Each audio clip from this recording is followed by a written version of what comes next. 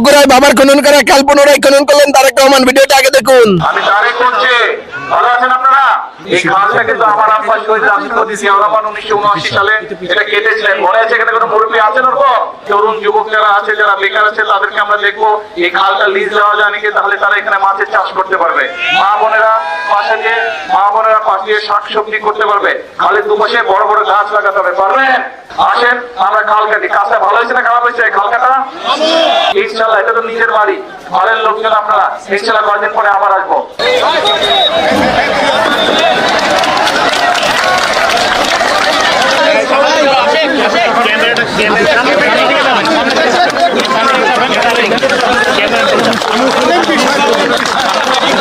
আল্লাহ স্বাধীনতার মহান ঘোষক শহীদ রাষ্ট্রপতি জিয়াউর রহমান রব্বুল আলামিন, আল্লাহ তুমি তার কবর জান্নাতের টুকরা বানায় দাও রব্বুল আলামিন।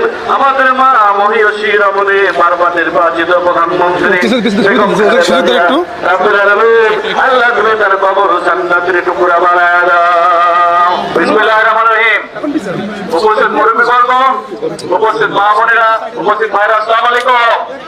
আমি তারেক করছি, ভালো আছেন আপনারা? কি হলো, ভালো আছেন? আলহামদুলিল্লাহ।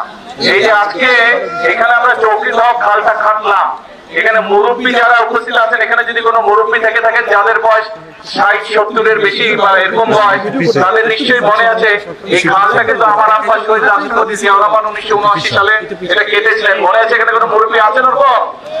মানে আপনারা শুনেছেন মুরব্বীদের কাছে এই কথা, মধ্যমেদের মুখে কথা শুনেছেন এটা যে জিয়াউর রহমান কাটছিল খাল? হ্যাঁ, এই খালটা আমরা কাটলাম, এটা প্রায় 2 কিলোমিটারের মতো লম্বা এই খালটা। এই খালটা কাটার ফলে যেটা হবে, বর্ষার সময় অনেক সময় অতিবৃষ্টির কারণে অনেক সময় আশেপাশে পানি উঠে, খালটা কাটলে পানিটা জমা হবে।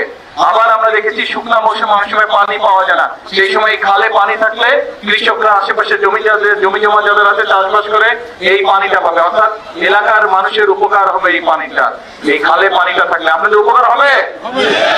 আচ্ছা, তাহলে চলেন আমরা এই খালটাকে পুনর্খনন করি, এই খালের কোণে পানি নিয়ে আসি, এই খালের দুই পাশে আমরা গাছ লাগাই, এই খালের মধ্যে মাছ ছাড়ি। তরুণ যুবক যারা আছে, যারা বেকার আছে, তাদেরকে আমরা দেখবো এই খালটা লিজ দেওয়া যায় নাকি, তাহলে তারা এখানে মাছের চাষ করতে পারবে।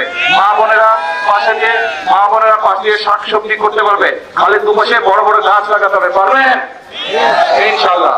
আমরা এরকম খাল সারা বাংলাদেশে আগামী 5 বছরে 20,000 কিলোমিটার খাল এরকম খননের পরিকল্পনা আমরা নিয়েছি। আমরা যে সবাই হাত লাগাই, ইনশাল্লাহ এই দেশে পানির যে সমস্যা সেইটা আমরা সমাধান করতে সক্ষম হবো যদি এই খাল আমরা কাটতে পারি।